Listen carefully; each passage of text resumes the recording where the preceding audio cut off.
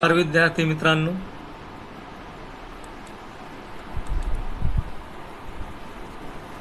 आज आपण इयत्ता 10वी पाठ 3 प्राकृतिक रचना व जलप्रणाली हा पाहणार आहोत।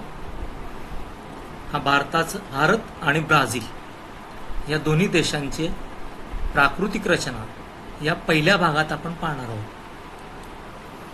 हा भारताचा भौगोलिक नकाशा आहे। याकडे पाहून आपल्यास काही प्रश्नांची उत्तर द्यायची आहेत। भारतातील 6000 मीटरपेक्षा जास्त उंची असलेला भाग कोणत्या दिशेचा आहे? उत्तरेस, म्हणजे उत्तुंग हिमालय रांगा। द्वीपकल्पावरील दक्षिण वाहिनी नदी शोधा, ती कोणत्या नदीच्या खोऱ्यात येते? प्राणहिता गोदावरी नदीच्या खोऱ्यात येते। गडद हिरव्या रंगाने दाखवलेल्या उत्तरेकडील भूमीचा उतार कोणत्या दिशेचा आहे? वायव्य ते आग्नेय। अरवली पर्वत ते छोटा नागपूर पठार यांच्या दरम्यान असलेल्या पठारांची यादी करा। मेवाड पठार, माळव्याचे पठार, बुंदेलखंड, बाघेलखंड। पूर्व घाटातील शिखरांची नावं सांगा। अनाईमुडी, मलयगिरी आणि महेंद्रगिरी।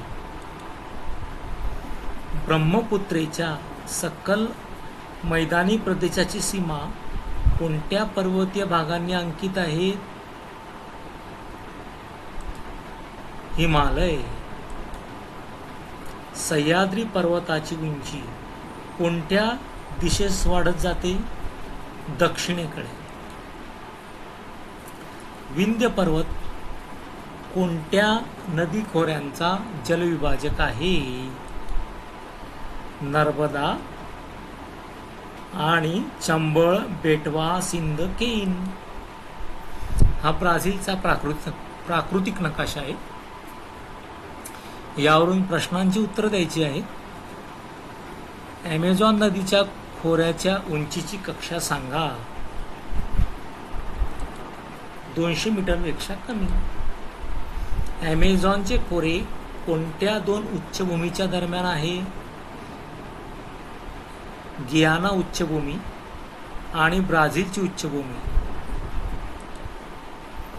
500 मीटर ते 1000 मीटर उंची असलेल्या प्रदेशाचं निरीक्षण करा। पिवळ्या रंगाने दाखवलेल्या या भूमीच्या विस्ताराचे दिशांच्या संदर्भात वर्णन करा। हा पठारी प्रदेश आहे, दक्षिण भागात आहे आणि याचा विस्तार उत्तर दक्षिण असा आहे। पिवळ्या रंगाने विखुरलेले भाग काय दर्शवतात? हा पठारी भाग आहे। ॲमेझॉन खोऱ्याशिवाय इतरत्र 200 मीटर कमी उंची असलेले भूप्रदेश कुठे आहेत? पॅराग्वे, पॅराना नद्यांचा भाग। 200 ते 500 मीटर उंची असलेल्या व ज्यातून ॲमेझॉनच्या अनेक उपनद्या वाहत आहेत असा पठारी भागाचे वर्णन तुमच्या शब्दात करा। ब्राझीलची उच्चभूमी उत्तरेकडे टप्प्याटप्प्याने कमी होत जाते। या उतारावरून वाहणाऱ्या ॲमेझॉनच्या उपनद्यांमध्ये धबधबे दिसून येतात। आता आपण भौगोलिक स्पष्टीकरण भारताबद्दल पाहणार आहोत। भारताचे भौगोलिक भाग हिमालय, उत्तर भारतीय मैदानी प्रदेश, द्वीपकल्प, किनारपट्टीचा प्रदेश आणि द्वीपसमूह। सुरुवातीला हिमालय। हिमालय हा अर्वाचीन वली पर्वत आहे। ताजिकिस्तान पठारापासून हिमालय पूर्वेकडे पसरलेला आहे। भारतात काश्मीर पासून तर अरुणाचल प्रदेशपर्यंत हिमालय पसरला आहे। शिवालिक पर्वत रांगेकडून उत्तरेकडे जाताना आपल्याला लघु हिमालय, बृहत हिमालय किंवा हिमाद्री असं म्हणतो व हिमालयाच्या पलीकडील रांगा आढळतात। याच पर्वतरांगांचे पश्चिम हिमालय म्हणजे काश्मीर हिमालय, उत्तर भारतीय मैदानी प्रदेश हा प्राकृतिक विभाग हिमालयाच्या दक्षिण पायथ्यापासून भारतीय द्वीपकल्पाच्या उत्तर सीमेपर्यंत पसरलेला आहे. तसेच तो पश्चिमेकडे राजस्थान, पंजाबपासून पूर्वेकडे आसामपर्यंत पसरला आहे. उत्तर भारतीय मैदानी प्रदेशाचे 2 विभाग केले जातात. अरवली पर्वताच्या पूर्वेकडील भाग गंगा नदीच्या खोऱ्याचा प्रदेश असून यातील मैदानी भाग गंगेचे मैदान म्हणून ओळखला जातो. या मैदानी प्रदेशाचा उतार पूर्वेकडे आहे. भारताच्या पश्चिम बंगाल राज्याचा बहुतांश भाग व बांगलादेश मिळून गंगा ब्रह्मपुत्रा प्रणालीचा त्रिभुज प्रदेश बनतो. हा जगातील सर्वात मोठा त्रिभुज प्रदेश आहे. पश्चिम भागात उत्तर भारतीय मैदानाच्या पश्चिम भागात वाळवंट आहे. हे थरचे वाळवंट किंवा मरुस्थळी या नावाने प्रसिद्ध आहे. राजस्थानचा बहुतांश भाग या वाळवंटाने व्यापला आहे. याच्या उत्तरेकडील भागात पंजाबचा मैदानी प्रदेश म्हणून ओळखला जातो. हा प्रदेश अरवली पर्वत व दिल्ली डोंगर रांगा यांच्या पश्चिमेस पसरला आहे. या मैदानाची निर्मिती सतलज व तिच्या उपनद्यांच्या संचयन कार्यातून झालेली आहे. पंजाब मैदानाचा सर्वसाधारण उतार पश्चिमेकडे आहे.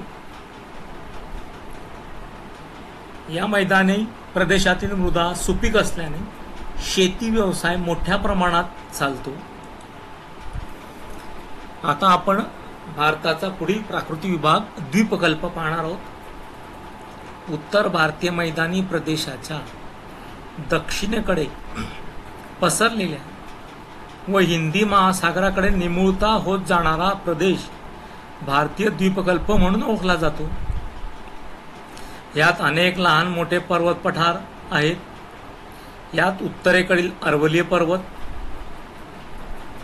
हा सर्वात प्राचीन वली पर्वत आहे. या भागात सीमांकित असणारी पठाराची शृंखला मध्य भागातील विंध्य, सातपुडा, तर पश्चिम घाट, पूर्व घाट असे पर्वतीय प्रदेश आहेत. सांगा भाऊ, अरवली प्रदेश पर्वत कोणत्या दिशेला पसरलेला आहे? नैऋत्य ते ईशान्य. अरवली पर्वत कोणत्या नद्यांच्या जलविभाजक आहेत? लुनी आणि बनास. अरवली पर्वताच्या पूर्वेकडील पठारावरील पर्वतांची नावे सांगा. राजस्थानची उच्चभूमी, माळवा पठार, बुंदेलखंड, विंध्याचल, बाघेलखंड. दख्खन पठाराचा विस्तार कोणकोणत्या राज्यात दिसतो? महाराष्ट्र, कर्नाटक, आंध्र प्रदेश, ओडिसा, तामिळनाडू. दख्खन पठाराच्या पश्चिमेस कोणती पर्वतरांग आहे? सह्याद्री पर्वतरांग आहे. पश्चिम घाटाची वैशिष्ट्य सांगा. उत्तरेकडील स्वारलेर मुल्लेर शिखरापासून पश्चिम घाट सुरू होतो. तो अरबी समुद्राला समांतर पसरला आहे. त्याची लांबी सुमारे 1600 किलोमीटर आहे. या घाटाची उंची दक्षिणेकडून उत्तरेकडे कमी कमी होत जाते. पूर्वेकडच्या बाजूला पठारी प्रदेशात हा मिसळून जातो. याचे 3 भाग पडतात. उत्तर भागात महाराष्ट्र पठाराच्या पश्चिम सीमेकडील भाग, मध्य भाग आणि दक्षिण भाग. आता आपण भारतातील किनारपट्टीचा प्रदेश पाहणार आहोत. भारताला सुमारे 7500 किलोमीटर लांबीची किनारपट्टी लाभली आहे. पश्चिम किनारा अरबी समुद्राला लागून आहे. हा किनारा खडकाळ आहे. या किनारपट्टीची रुंदी ही कमी आहे.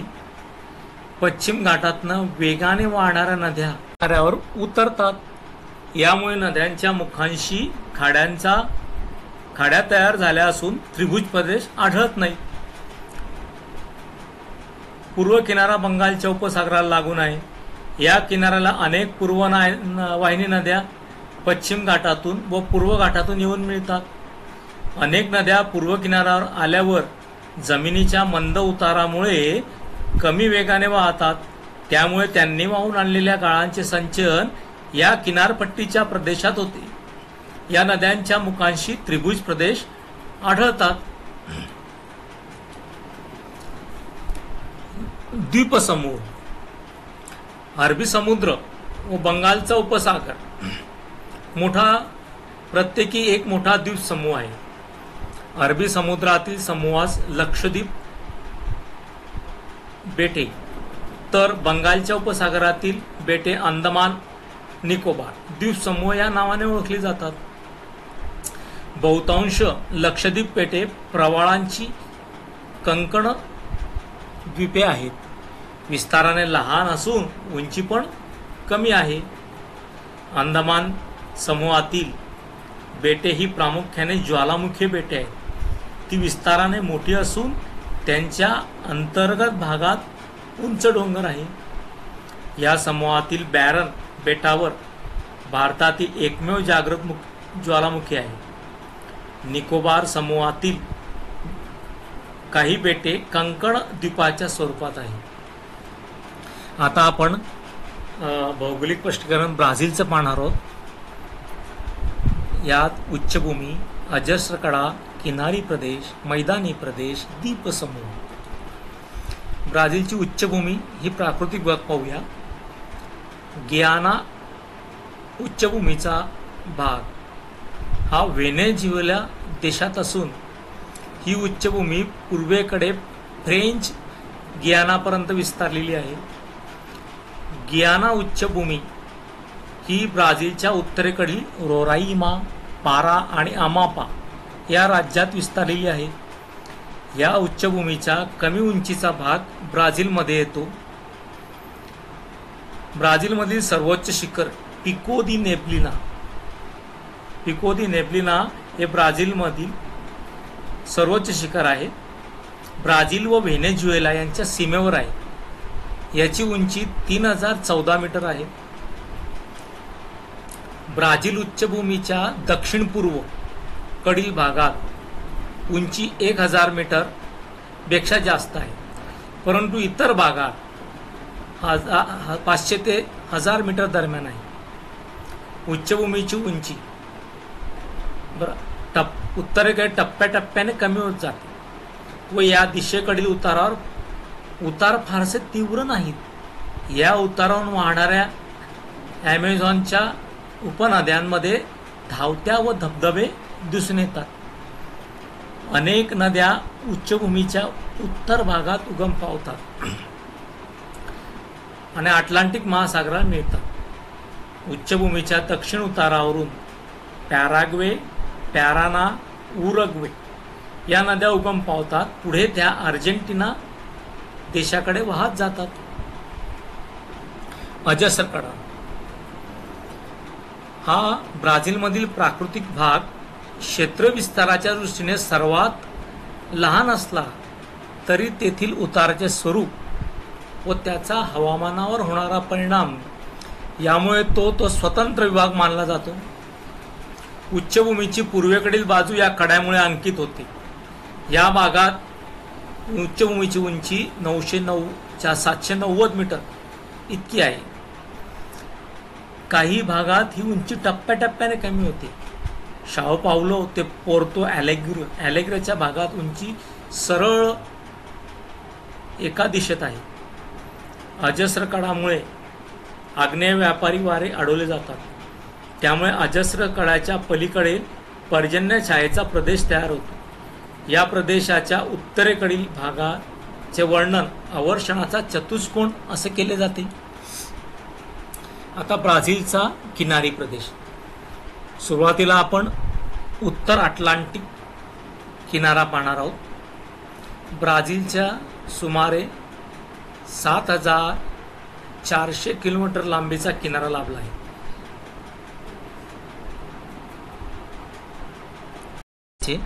उत्तर व पूर्व असे दोन विभाग केले जातात। उत्तरेकडील अमापा पासून ते पूर्वेकडील रिओ ग्रँडे दो नॉर्ते पर्यंतच्या किनाऱ्यास उत्तर अटलांटिक किनारा असे म्हणतात। या किनाऱ्यावर ॲमेझॉनसह अनेक उपनद्या येऊन मिळतात, त्यामुळे हा किनारा सकल बनला आहे। या किनाऱ्यावर माराजा बेट, माराजा उपसागर, साओ मार्कोस उपसागर आहे। माराजा हे बेट किनारी बेट आहे, ते ॲमेझॉन व टोकॅटिन्स नद्यांच्या मुखादरम्यान तयार झालेले आहे। किनारी प्रदेशामध्ये आता पूर्व अटलांटिक किनारा, यात अनेक लहान नद्या येऊन मिळतात। या भागात साओ फ्रान्सिस्को ही एक मोठी अटलांटिक नदी महासागरास मिळते। या किनाऱ्यावर लांबवर पसरलेल्या पुळणी, तटीय वालुका गिरी ठिकठिकाणी दिसतात। काही भागात या किनाऱ्याचे रक्षण प्रवाळ कट्टे व प्रवाळ बेटे यामुळे होते। आता ब्राझीलमधील मैदानी प्रदेश पाहूया। ब्राझीलमधील मैदानी प्रदेश दोन विभागात दिसून येतो। उत्तरेकडील ॲमेझॉन खोऱ्याचा भाग आणि नैऋत्येकडील पॅराग्वे पॅराना नद्यांचा भाग। ॲमेझॉन हा ब्राझीलमधील सर्वात विस्तीर्ण मैदानी प्रदेश आहे। या मैदानी प्रदेशाचा उतार पूर्वेकडे आहे। ॲमेझॉन खोरे ब्राझीलच्या पश्चिम भागात रुंद म्हणजे 1300 किलोमीटर असून दोन उच्चभूमी दरम्यान ते जिथे खूप जवळ येतात तेथे ही रुंदी 240 किलोमीटर इतकी आहे। जसजशी ॲमेझॉन नदी अटलांटिक महासागराकडे जाते तसतशी या मैदानाची रुंदी वाढत जाते। वारंवार येणारे पूर, तळाकडील भागात जमिनीवर वाढणाऱ्या वनस्पती यामुळे या मैदानी प्रदेश खूपच दुर्गम बनला आहे। ॲमेझॉनच्या खोऱ्यातील वने उष्णकटिबंधीय वर्षावने आहेत। ब्राझीलमधील दुसरा मैदानी भाग म्हणजे ब्राझील भूमीच्या नैऋत्येकडील पॅराग्वे पॅराना नद्यांच्या उगमाकडील भाग। पॅराग्वे उगम क्षेत्राचा उतार दक्षिणेकडे आहे, तर पॅराना नदीचा उतार नैऋत्येकडे आहे।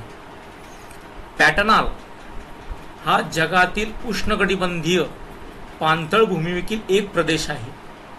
हा प्रदेश ब्राझीलच्या उच्चभूमीच्या नैऋत्य भागात पसरलेला आहे।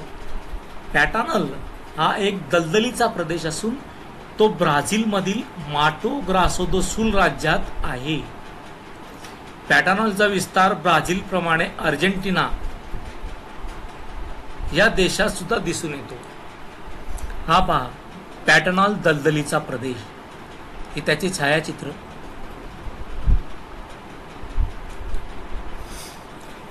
आता ब्राझीलमधील द्वीपसमूह आपण पाहूया। मुख्य भूमीशिवाय ब्राझील देशात काही बेटांचा समावेश होतो। त्याचे वर्गीकरण किनारी बेटे, सागरी बेटे असे केले जाते। किनारी बेटे बहुतेक संचयनातून निर्माण झालेली ही बेटे आहेत। सागरी बेटे ही मुख्य भूमीपासून 300 किलोमीटर दूर अटलांटिक महासागरात आहे। ही बेटे खडकाळ असून जलमग्न डोंगराच्या माथ्याचे भाग आहे। दक्षिण अटलांटिक महासागराच्या किनारी भागातील प्रवाळ बेटे असून यांना कंकण द्वीप असेही म्हणतात। आज आपण प्राकृतिक रचना भारताची आणि ब्राझीलची अभ्यासली आहे। पुस्तकातले येथे नकाशे नीट पुन्हा अभ्यासायचे आहेत। पुढील भागात आपण भारत आणि ब्राझील यातील प्रणालीचा अभ्यास करणार आहोत. धन्यवाद.